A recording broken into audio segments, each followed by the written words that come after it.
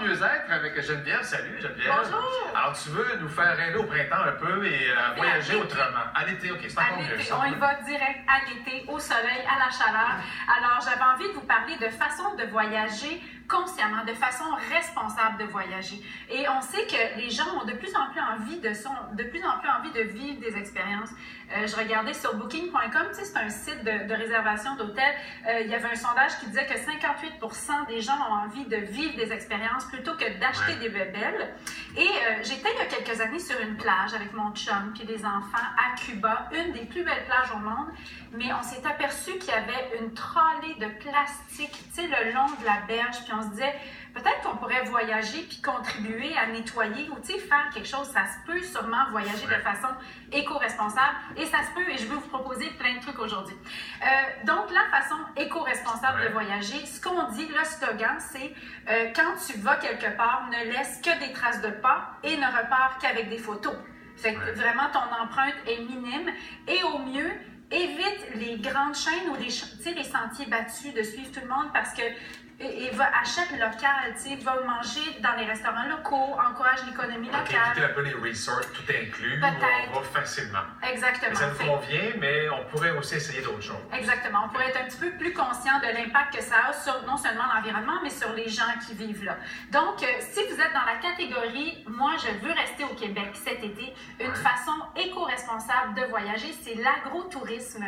Tu sais, il y en a plein des fermes au Québec. Je regardais sur québecvacances.com. Il y a 158 fermes qui vous attendent un peu partout à travers le Québec et c'est selon vos goûts. Vous pouvez y aller pour visiter une ferme d'alpaga ou aller dans les régions viticoles, boire du bon vin. Et il y a certains endroits où vous pouvez habiter carrément. Moi, j'ai eu un coup de cœur pour, ça s'appelle Aventure sur paille. On a des photos ici. C'est une ferme où ils ont aménagé la grange pour qu'on puisse dormir carrément sur la paille. Et ils ont mis des salles de bain dans la grange. Fait qu'avec la famille, là, c'est vraiment un retour à la terre. Avec la famille, on peut y aller avec les enfants. Et pendant la journée, vous pouvez aller travailler sur la ferme, faire de la cueillette, prendre soin des animaux. Ça peut être assez extraordinaire. Et c'est une idée qui est présente partout dans le monde. Hein. Si vous avez envie d'y aller très chic, là, si vous êtes dans la catégorie « Je veux voyager outre-mer », l'agrotourisme en Italie est particulièrement bien développé. Faut s'attendre à prendre quelques kilos, je pense, pendant les vacances parce que vous allez bien manger, vous allez vivre de ferme en ferme. Donc, ça, c'est une bonne option. Catégorie, j'ai envie de mettre la main à la pâte, j'ai envie de travailler sur la ferme puis d'être hébergé. Fait que ça, c'est du bénévolat en échange, en retour. Ça s'appelle le woofing. C'est vraiment un mouvement mondial. Bon, il n'y a pas juste les gens très, très granaux comme le monsieur qu'on voit qui le font. Il y a aussi des familles qui le font. Parce que là, ça peut être une façon de vivre. T'sais. Le woofing, c'est pour WWOOF, Worldwide Organization of Organic Farms. Et ça, c'est un réseau international de gens qui affichent leur ferme. Vous pouvez aller vivre là avec votre famille. Vous apprenez à vivre avec les gens là-bas. C'est partout. Donc, on les appelle même les woofers, ceux qui font ça. Ça peut être une façon de vivre. Tout à fait. Et donc, il y a des endroits... Je regardais juste pour le fun. On a un besoin urgent en Grèce de gens pour aller récolter des olives et faire du savon avec de l'huile d'olive fraîche. Fait que ça, c'est... Ça fait rêver. À vous, ça fait rêver. Fait que ça s'appelle le woofing. C'est quoi l'éco-volontariat maintenant? L'éco-volontariat, ça, ce serait dans la catégorie on veut un peu d'exotisme et on veut s'impliquer pour l'environnement. Le Costa Rica a beaucoup développé ça. Il y a des endroits au Costa Rica où vous pouvez aller avec la famille pour faire, par exemple, le sauvetage des tortues. Parce que la population des tortues au Costa Rica a diminué de 90% depuis les années 80 à cause de la pollution, à cause des filets, des bateaux et tout ça, les changements climatiques. Et donc, il y a des endroits qui vous accueillent. Vous êtes là avec toute la famille et vous vous occupez de prendre soin des tortues, d'étudier, de les amener quand ils sont bébés. C'est surtout un travail de nuit. C'est drôle, hein, parce que les tortues viennent pondre la nuit sur la plage, mais je lisais, les enfants disaient qu'ils dorment le jour, ils adorent travailler la nuit, puis c'est un travail qu'ils aiment beaucoup. Fait que c'est quelque chose de le fun à faire en famille.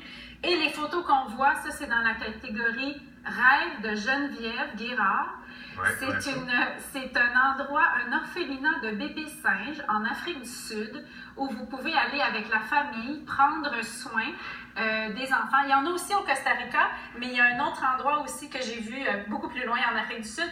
Mais donc, vous prenez soin de ces singes-là qui ont été abandonnés par leurs parents et qui ont besoin d'affection et de soins. Et sais-tu quoi? Je trouvais ça intéressant. Je lisais sur l'expérience d'une famille qui est allée là. Quand tu arrives là, dans cet endroit-là, c'est le singe qui t'a choisi. Tu peux pas, toi, prendre un singe et dire « je vais m'occuper de toi ». C'est le singe qui t'a choisi et pendant les 2 semaines où tu es là, tu restes avec le même puis tu crées un lien avec le même. Ça t'interpelle. Ça doit être une belle expérience. À cause de l'expérience, j'imagine. C'est parce que je trouve que c'est important de s'occuper des animaux puis de s'occuper, tu sais, pour un enfant, moi je pensais beaucoup à ma famille, je pensais beaucoup aux enfants, pour un enfant de s'occuper de quelqu'un ou un être autre que soi, ça développe beaucoup l'empathie, je pense. Et ça contribue à ouvrir leurs oreillères un peu. Mais je te le souhaite. Oui, attends, je vais vous parler. La tendance de retraite qui se poursuit, le mouvement Happy Fitness. Oui, Happy Fitness et retraitedeyoga.com. C'est 2 trucs qui sont basés à Montréal. Je commence par retraitedeyoga.com. C'est un site web où se regroupent les professeurs de yoga d'ici. Fait que si vous avez envie d'investir dans vos profs de yoga d'ici, mais vous voulez partir avec eux dans des retraites, ça c'est un bon site pour voir ce qu'il y a comme offre pour aller à l'extérieur. C'est un site totalement francophone. C'est le premier dans son genre comme ça en français. Et le mouvement Happy Fitness, ça c'est des retraites de remise en forme. Happyfitness.com.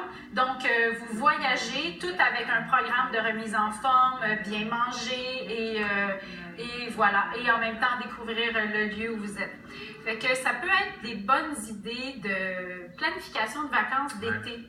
De plus en plus, quand on fait des recherches en écotourisme aussi ou éco-volontariat, on trouve vraiment des sites de référencement qui te suggèrent des endroits où vivre des expériences vraiment différentes, vraiment uniques.